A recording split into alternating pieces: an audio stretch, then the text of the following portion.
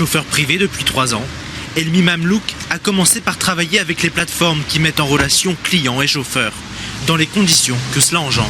Tous les jours, on a des collègues qui font des burn-out, qui font des accidents dus au manque de sommeil. Alors Elmi a abandonné les plateformes et travaille maintenant avec une clientèle d'habitués.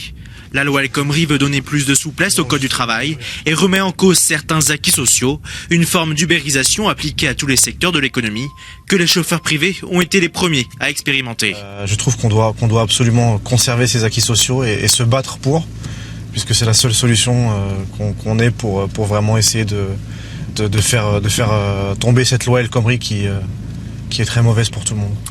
Beaucoup de jeunes échappent au chômage grâce au développement de l'activité de chauffeur privé.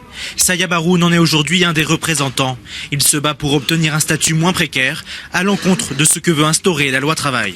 On travaille 2 fois plus qu'un smicard pour avoir le même salaire qu'un smicard, avec toute la responsabilité du patronat. La TVA, l'URSSAF, le RSI, etc.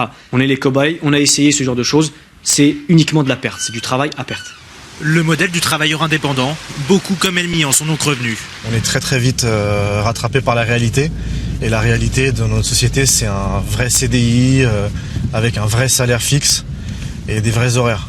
Pourtant, l'ubérisation a déjà commencé dans plusieurs autres secteurs, la livraison de repas par exemple.